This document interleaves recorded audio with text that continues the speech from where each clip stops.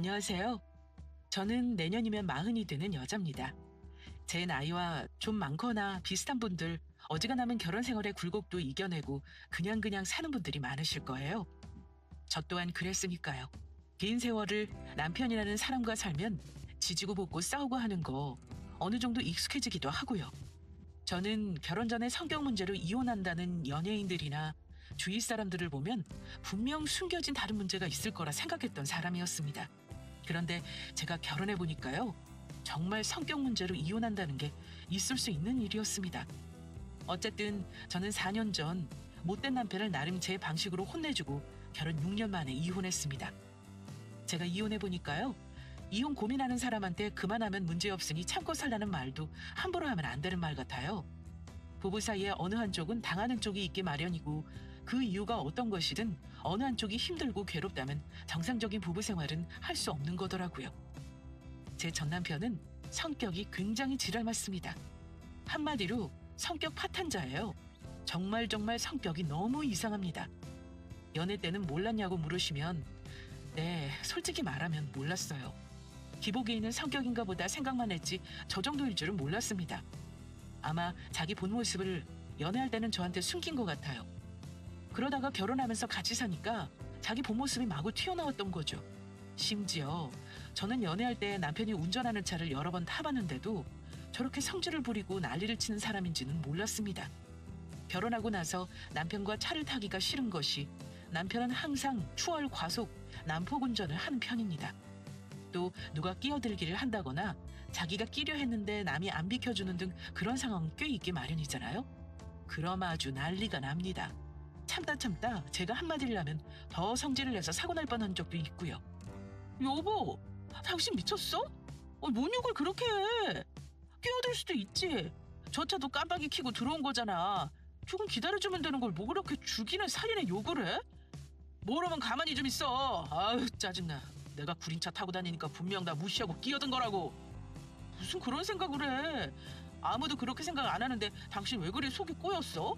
야, 운전하는데 사람 열받게 하지 말고 가만 좀 있어. 옆에서 왜 네가 이래라 저래라야. 항상 이런 식으로 싸우는 일이 부지기수입니다. 인상을 엄청 쓰고 저기압이 되는 것도 모자라 한숨을 푹푹 쉬는 행동을 해서 주변 사람까지 불안하게 만들고요. 창문을 열고 담배를 피우고 또 욕을 합니다. 버스기사, 택시기사 등에게 주로 하는 욕이 있는데요. 평생 버스기사나 하고 살아라. 못 배운 새끼 평생 그 짓이나 하고 살아라. 뭐 어쩌고저쩌고 남 무시하는 말들을 아무렇지 않게 해요. 저는 그게 너무 싫어서 작은 경차를 마련해 남편과는 가급적 따로 타고 다녔습니다. 자기보다 잘난 사람에 대한 자격지심은 쩌는 사람이 자기보다 약한 사람은 또 얼마나 무시를 하는지 나이가 많건 적건 반말하고 업신여기기도 하고요. 그런데 더한 건 그게 남한테만 그러는 게 아니라 자기 가족한테도 태도가 그럽니다. 물론 결혼 초에는 저런 성질머리를 대놓고 부리지는 않았고요.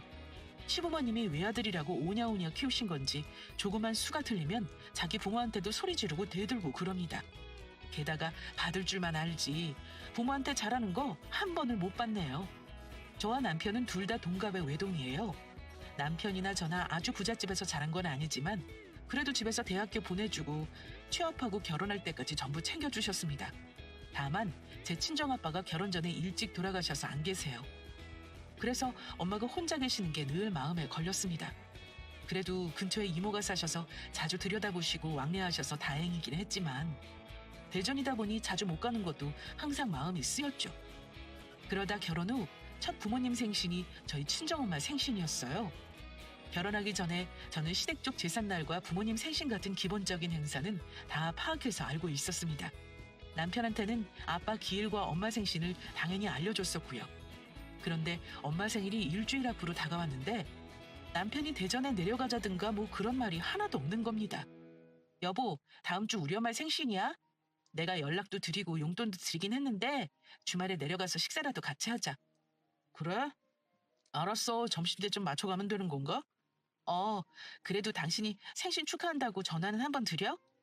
당일날까지 저도 바빴고 남편도 아무 말 없길래 연락을 드렸겠거니 했습니다. 그리고 친정에 내려가기로 한 날 제가 준비하고 가자고 하니 남편이 이러는 겁니다. 아, 맞다. 오늘 가기로 했지? 뭐야? 당신 까먹은 거야? 내가 몇 번을 말했는데 까먹어. 그럼 전화 한 통도 안 드렸어? 어차피 만나는데 꼭 그래야 해?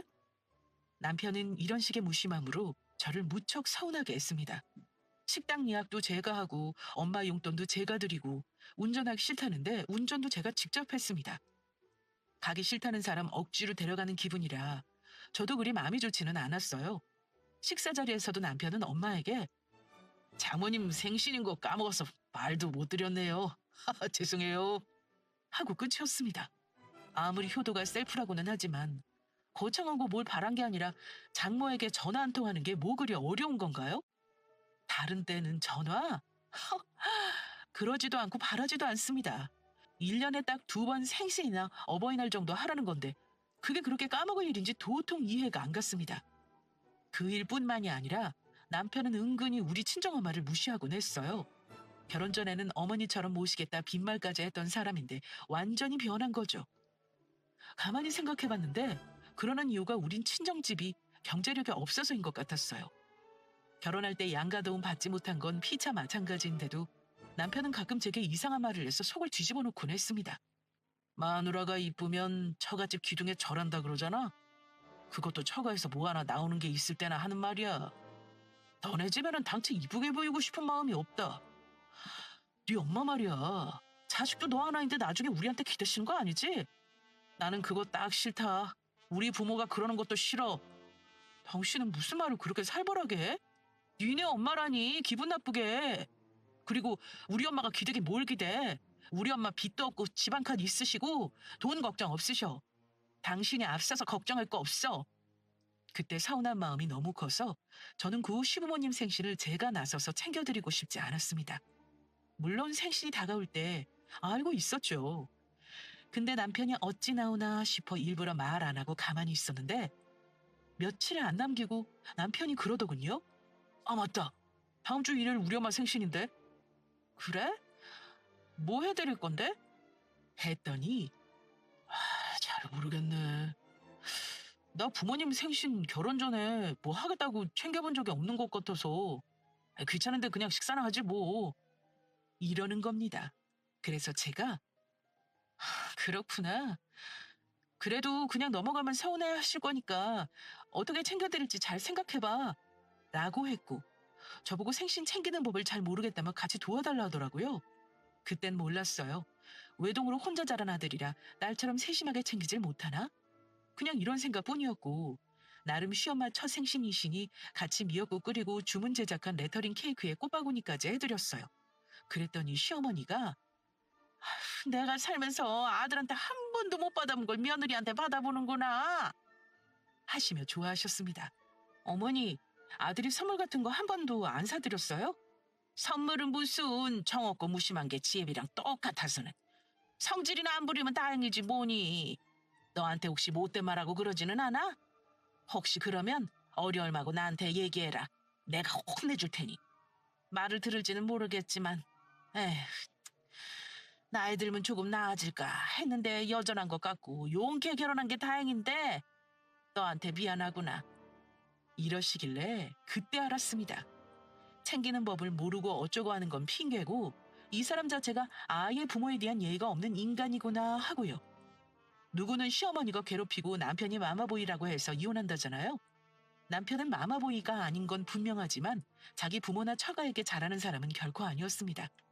원래 성격이 무뚝뚝해도 부모에게 할 도리는 하는 법인데 이 사람은 뭐랄까 좀 기본 성품이 못돼 먹은 사람이라 느꼈어요.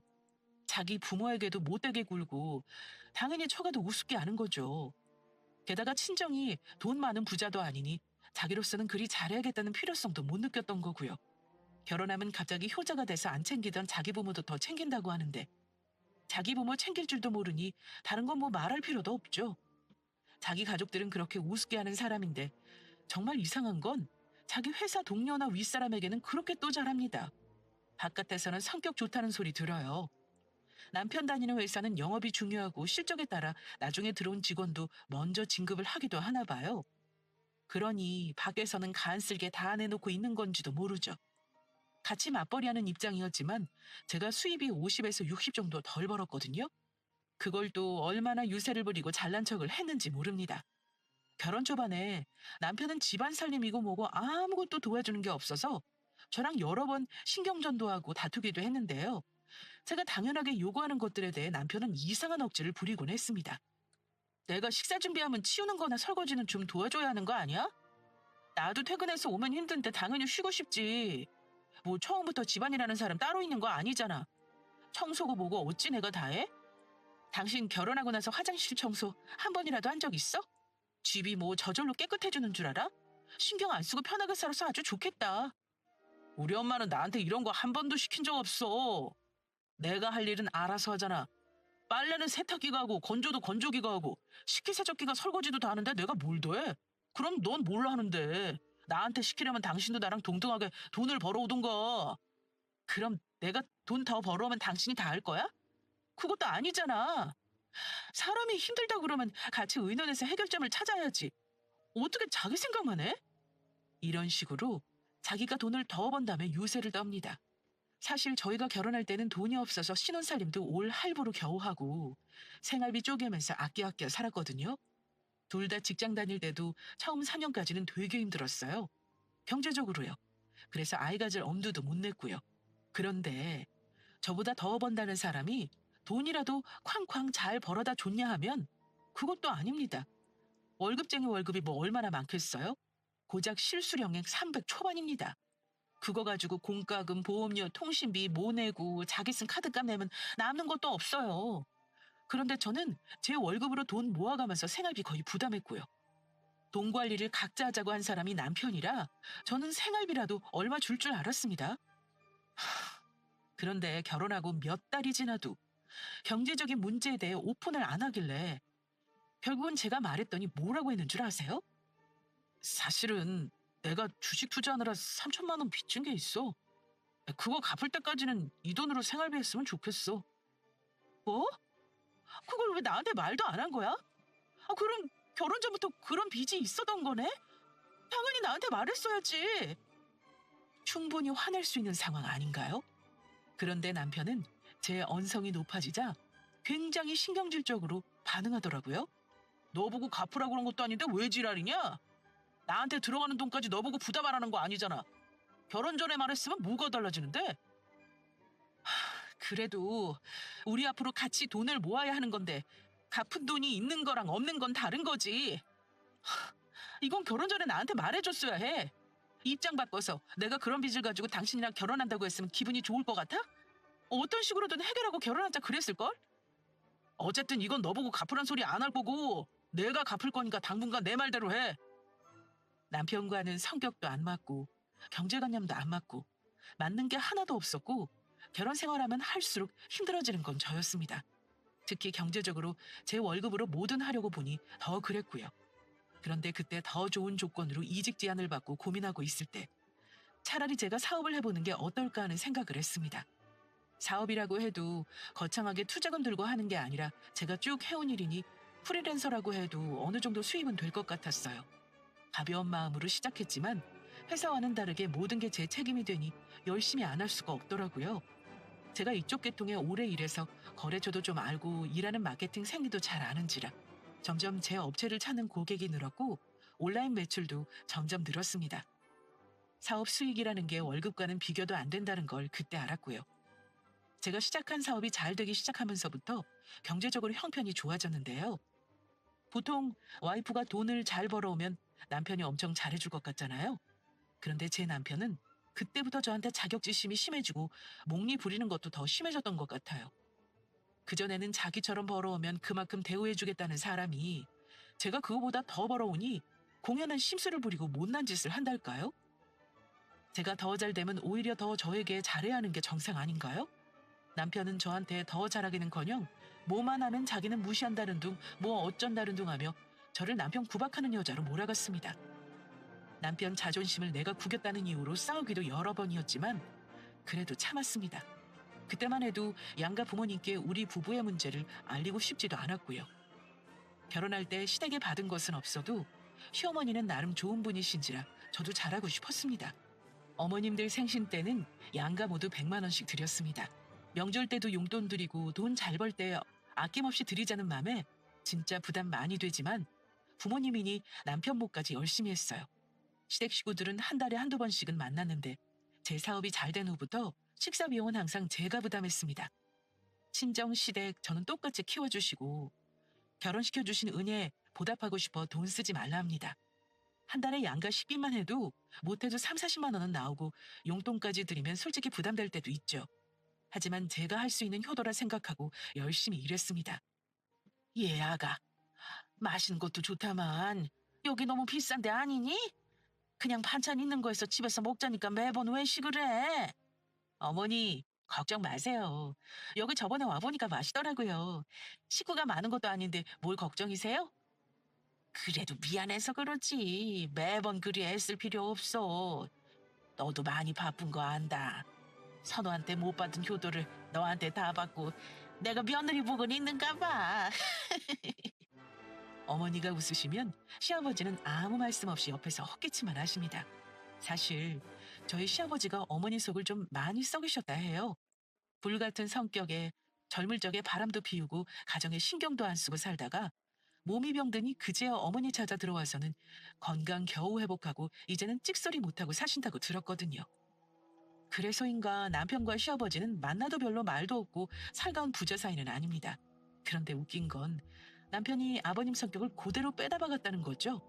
도대체가 이쁜 말은 바라지도 않지만 제가 그 정도로 하는데 고맙다는 말 한마디 들은 적이 없습니다. 게다가 저를 늘 이겨먹어야 직성 풀리는 사람이라 뭐 하나 의견이 어긋나면 가차없이 성질부터 부리더라고요. 한 번은 차를 사자고 해서 심하게 싸운 적이 있었어요. 남편이 제 회사 명의로 차를 사면 혜택이 많다며 외제차를 뽑자고 하더라고요. 이 정도 수입에 외제차 안 타고 다니는 게 말이 되냐? 이 정도는 다 타고 다녀. 내 나이 주변 동료들은 외제차는 기본이더라. 같이 골프 치러 가면 진짜 쪽팔린다니까. 내 사회생활 체면을 위해서도 필요해. 내 사업체 명의로 뽑는 거면 내가 타고 다녀야지 왜 당신이 타? 어이없어서 되묻자 너는 사무실 가깝잖아. 택시 타고 다녀도 기본 요금 나오는 거리에 말이 돼? 아, 해줄 거야 말 거야. 아니? 안 해. 아니, 배 밖으로 나왔나. 그러려면 당신도 할부금 내. 저도 화가 나서 한마디 하면 욱하는 성격이 불같이 화를 냅니다. 야, 네가 돈 벌기 시작한다고 그렇게 갑질하는 거야? 어떻게 지 남편한테 갑질을 해? 돈 벌면 다야? 그 말을 듣자 저도 너무 화가 나더라고요. 갑질이라니요. 부부 사이에 갑질이라는 단어를 쓴다는 게 너무 기분이 나빴습니다. 저는 가족이건 타인이건 갑질할 줄 모르는 사람입니다. 내가 양가 부모님한테도 잘하고 우리 집을 위해 애쓰는 게 보이지도 않아? 내가 갑질하는 사람이냐고, 어? 미쳤네. 이젠 막 소리도 지르고 미쳤구나, 너. 이런 식의 다툼이 저는 너무 싫었습니다. 결국 차를 뽑아서 남편이 타고 다니게 해줬습니다. 바보 같죠, 저? 물론 나중에 이혼할 때 제가 뺏었지만요. 일단 그때는 싸우기 싫어서 해줬습니다. 이런 싸움이 반복되자 생각이 든 건 경제적으로 와이프에게 자격지심이 있는 건 답도 없겠더라고요. 남편은 결혼해서 근 3년간 생활비를 주지 않았어요. 저 혼자만 돈을 모으고 있는 게 남편이 수고로움을 잘 모르는 것 같고 어느샌가 모든 돈을 제가 쓰고 경제를 책임지는 게 당연하게 되더라고요. 안 되겠다 싶어 같이 공동으로 모으자고 했습니다. 돈을 쓸 줄만 알지 모으는 건 모르는 사람이라 좀 알려주고 싶었고요. 남편이 갚아야 한다는 빚, 남은 1,000만 원 정도는 제가 한꺼번에 갚아줬습니다. 그리고 주유, 식비, 필요한 용품 구매는 모두 제 카드로 하고 살았어요. 전 수입이 많지만 지출도 많아 남들은 잘 먹고 잘 사네 싶어도 저도 힘이 들긴 마찬가지였습니다. 그때 제가 아이 가질 준비를 하고 있었는데 남편은 아이를 별로 좋아하지 않았어요. 어디 가도 아이들이 떠드는 것도 아주 싫어하는 사람이라 어느 정도는 예상했지만 둘 다 나이가 들어 결혼한 거라 아이 갖는 게 쉽지 않았는데 전혀 협조를 해주지 않았고요. 주변에서 아이는 언제 가지냐 많이들 물어보고 시댁에서도 기다려 하시는 눈치였지만 솔직히 안 갖고 싶었습니다. 이혼하고 나서는 아이가 없는 게 천만다행이다 싶었죠. 하지만 그때는 이혼을 고민하고 있지 않던 때라 무심한 남편에게 많이 서운한 게 사실이었습니다. 여자가 경제적으로 능력 있고 남자보다 잘 나가면 남자들은 밖으로 놔둡니다. 특히 아이도 없고 거리낄 게 없으니 제 남편은 아주 자유롭게 자아연실을 즐겼습니다. 제가 일하면서 술 먹고 늦게 들어가고 그런 건 아예 터치도 않아서 더 자유롭게 살았던 거죠. 골프며 신발 수집이며 운동이며 자기 하고 싶은 거 다 하고 사는데 그때 저는 1년 365일을 쉬는 날도 없이 바쁘게 살았습니다. 다른 데 신경 쓸 여유 없이 바쁘게 살던 그때 갑자기 이모에게 연락이 왔었습니다. 2018년 여름쯤이었던 것 같아요. 그때 일어난 사건으로 남편과 이혼하게 되었고 평생을 잊을 수 없는 상처로 남았죠. 소영이니? 얘 큰일 났어. 얼른 너 좀 내려와야겠다. 엄마가 쓰러지셨어. 지금 상태가 너무 안 좋아. 나도 못 알아본다. 응? 네? 지난번에 봤을 땐 멀쩡하셨는데 갑자기요? 그러게 말이야.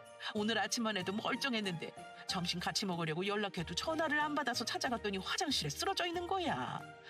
나는 네 엄마가 넘어진 줄만 알았지 뭐니. 근데 의식이 없는 거야. 얼마나 놀랐는지 119 불러서 봤는데 상태가 안 좋다는구나. 저는 날벼락 같은 소식에 일이고 뭐고 다 멈췄습니다. 거의 울부짖으며 남편에게 말했고요. 여보, 엄마가 쓰러지셨대. 지금 빨리 내려가 봐야 하는데 당신 지금 올 수 있어? 쓰러지셨다고? 어째 별거 아닌 거 아니야? 나 지금 갈 상황이 아니라서 그래. 가족이 아프다는데 연차내면 되잖아. 그게 내일 회사에서 싱가포르로 워크숍 가는 거 준비하느라 지금 바빠. 내가 책임자니까 자리를 못 비워서 그러지. 싱가포르로 워크숍? 나한테 왜 말 안 했어? 내일 가는데 말도 없이 가려고 한 거야? 출발 전에는 얘기하려고 했지. 우리가 뭐 서로 스케줄 물어보고 살았어. 암튼 당장 돌아가시는 거 아니잖아. 그냥 당신이 알아서 해라. 설마 무슨 일 있겠어? 남편 말에 서운했지만 마음이 급해 싸울 여력도 없었어요. 급히 엄마가 병원에 계신 충남대 병원으로 왔는데 엄마 상태가 생각보다 좋지 않았어요. 이모는 이미 엄청 우셨는지 눈이 거의 안 보일 지경이었고요. 얘 소영아 어떡하니? 이서방은 안 오고 너만 온 거야? 그 정신으로 어찌 운전을 했어? 이모, 어찌 된 거예요? 네 엄마가 혈압약을 계속 안 먹고 있었나 봐. 어제 나랑 만났을 때 계속 머리가 아프다길래 약 잘 챙겨 먹으라고만 했는데 그때 병원 데리고 올 걸. 다 내 잘못이다. 내 잘못. 의사에게 물어보니 골든타임을 놓쳤다고 하더라고요. 이모가 늦게 발견했으면 숨이 끊어졌을 수도 있을 거라 했습니다. 그러면서 오늘이 고비라고 가족분들 연락하실 분 있으면 다 하라고 하더라고요.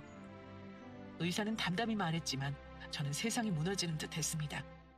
이제야 효도 좀 하고 재밌게 살려고 하는데 부모님은 자식을 오래 기다려주지 않더라고요.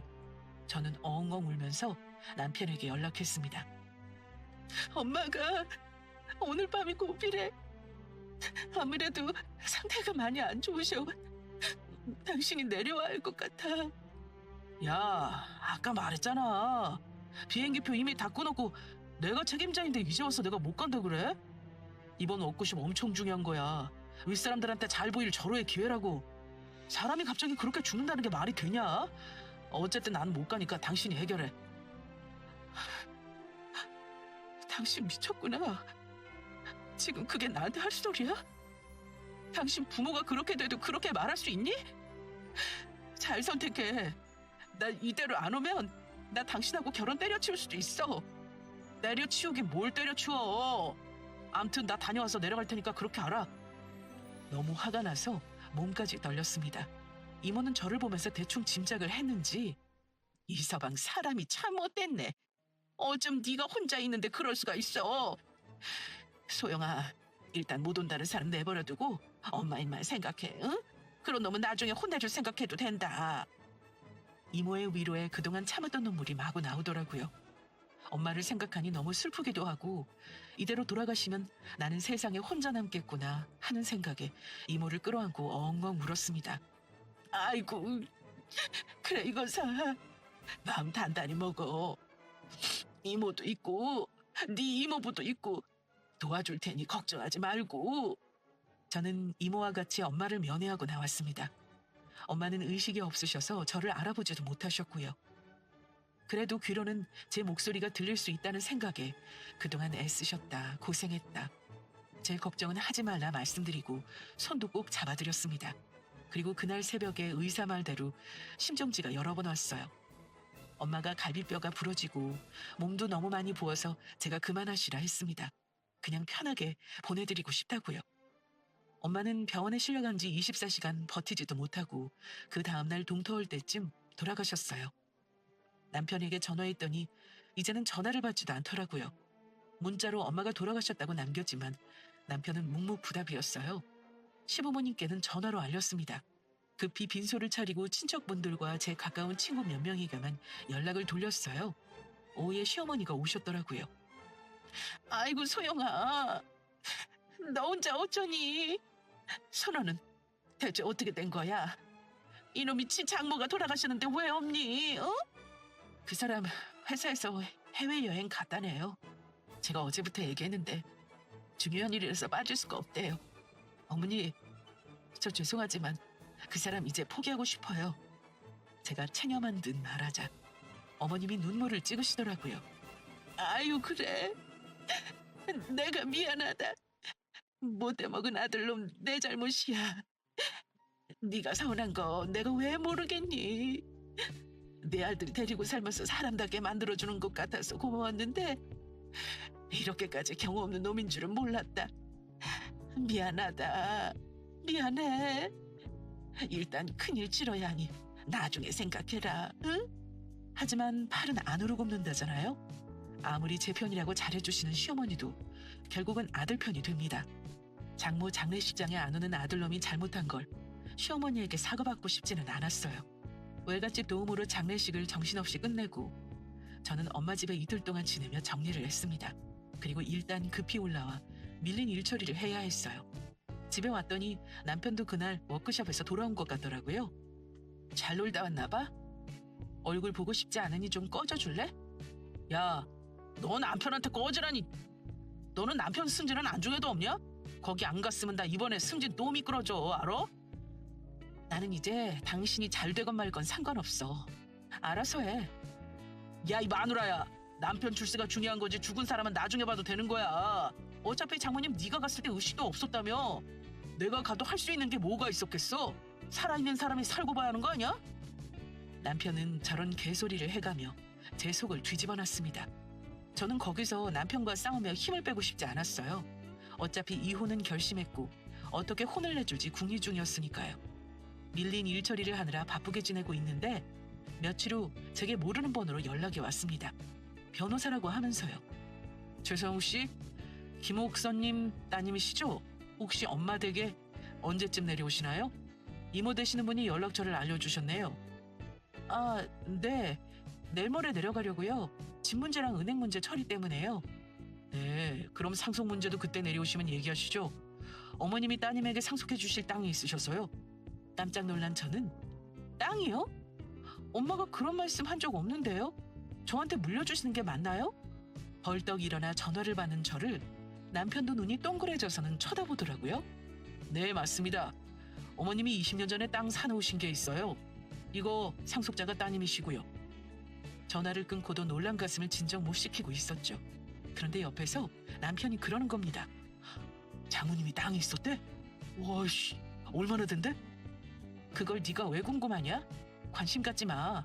나 지금 너랑 좋아서 한 집에 있는 거 아니거든? 남편에게 쏘아붙이고 변호사와 약속을 잡았습니다. 엄마가 소유하신 시가 2억짜리 아파트는 알고 있었지만 땅은 들은 바가 없었고요. 당연히 놀랐습니다. 저는 이틀 후 부랴부랴 대전으로 내려가 변호사와 상속 절차를 논의하고 세금 문제도 알아보았고요. 사망 신고하고 예금이며 뭐며 정리하고 집으로 올라왔죠. 그런데 이 남편놈이 뭘 잘못 처먹었는지 저를 보고 실실 웃는 겁니다. 마누라, 나 진급이고 뭐고 다 때려칠까 봐. 당신 물려받은 땅 팔 거지? 그냥 가지고 있을 거 아니잖아. 그거 팔아서 나도 사업할래. 당신도 그 정도로 하는데 나라고 못하겠냐? 나는 너보다 더 잘 벌지, 안 그래? 와, 살다 보니 이런 일도 있네. 어? 기가 차서 쳐다보고 있는데 한술 더 뜨더군요. 나 회사 관둔다. 어? 당분간 아이템 찾으려면 생각도 해봐야 되고 회사 다니면서 하긴 힘들 것 같아. 당신은 정리하는 거 오래 걸려? 한 몇 달 걸릴 거 아니야. 그럼 그동안 나는 퇴직금으로 준비하면 되고 말이야. 땅 팔면 나한테 돈 주면 되겠네. 속으로 지랄하고 자빠졌네 했습니다. 그 땅이 네 거니? 땅이 뭐 팔려고 내놓으면 누가 날름 사각이라도 하는 거래?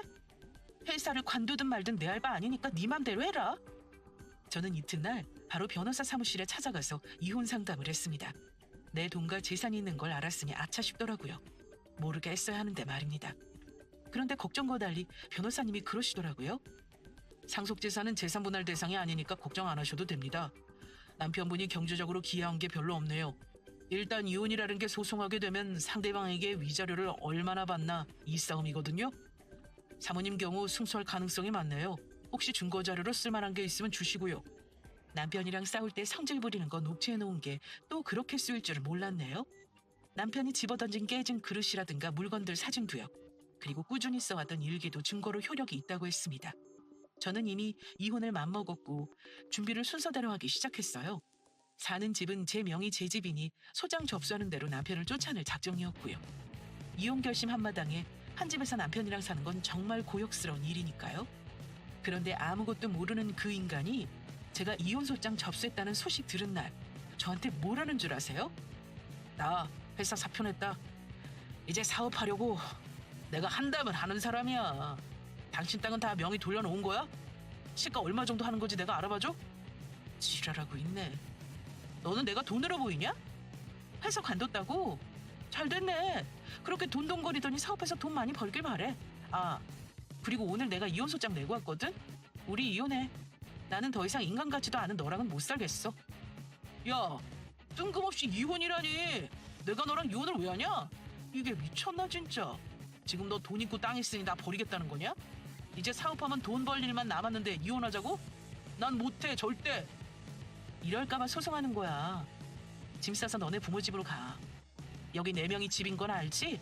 가진 거 하나 없이 결혼해서 내가 번 돈으로 이사까지 하고 집도 마련한 거니까 너는 할 말 없을 걸로 알아. 그랬더니 이놈이 그때부터 눈에 광기가 돌면서 갑자기 손에 잡히는 대로 살림을 때려 부수기 시작하는 겁니다. 나는 못 나가. 절대 못 나가. 이 집 왜 네 거야? 나도 같이 월급 모았잖아. 이혼? 누구 맘대로 이혼이야? 저러다가 한 대 치겠다 싶어 얼른 자리를 피해 경찰을 불렀습니다.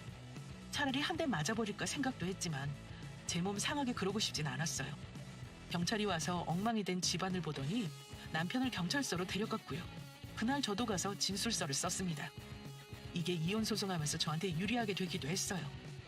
평생 너 성질 부리고 싶은 거 주변 사람들한테 다 부리고 살았지? 네가 책임진 거 하나도 없었잖아. 이번엔 네가 한 행동 똑바로 책임져. 그리고 나는 너 남편이라고 같이 살아보려고 애썼어. 인간적으로 나 배신한 거 당신이야. 다시는 내 인생에 끼어들지 마. 야, 너는 가정사에 경찰을 부르냐? 네가 정상이야? 나를 완전 쓰레기로 만드네. 그래, 네 맘대로 해봐라 어디. 저는 시댁에도 연락해 경찰서로 오시라 했어요. 어머니는 헐레벌떡 달려오셔서는 어머 아가, 이게 무슨 일이니? 선우처럼이 설마 너 때리고 그런 거야? 때리진 않았는데 다 때려부셨네요. 어머니, 저 이혼합니다. 저 사람 어머니 댁으로 데려가세요. 소송하면서 같이 지낼 순 없죠. 제가 무슨 봉변당할 줄 알고요?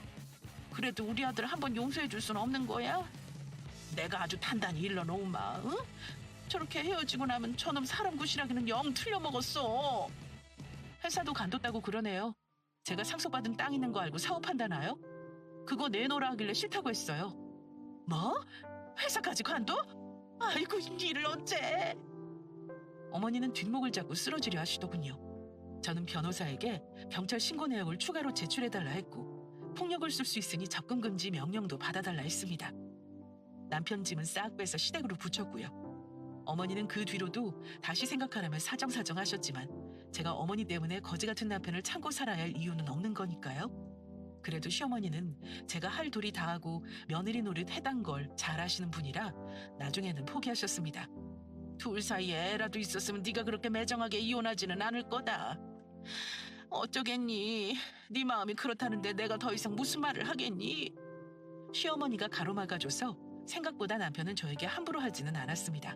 이혼 소송은 생각보다 길었는데 저한테 유리하게 잘 마무리되었어요. 유책 배우자는 남편이라 제가 위자료 3천 받았고요. 남편은 경제 기여도가 거의 없었습니다. 같이 모은 돈에서 남편이 낸 월급은 돌려줬습니다. 사실상 거지 만들어 쫓겨낸 거고요.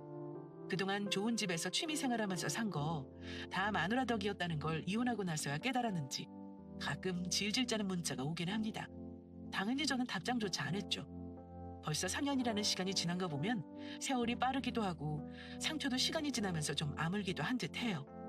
저를 무시했거나 저한테만 상처를 줬다면 부부니까 그래도 평생을 약속한 반려자니까 내가 사랑하고 믿었던 사람이니까 부부 상담을 받던 이런저런 시간을 두고 노력이라도 해보겠는데 남편이 한 짓은 저를 완전히 무시하고 우습게 한 거잖아요. 그리고 사람에 대한 예의가 없는 거고요. 게다가 제 재산이 마치 자기 것이라도 되느냐. 그 속마음을 대놓고 들켜놓고도 미안하다는 마음조차 갖지를 않았으니까요. 인간으로서 할 도리를 안 하고 패륜짓 하는데 용서하고 이해할 수 있는 만큼 저는 대인배는 아니거든요.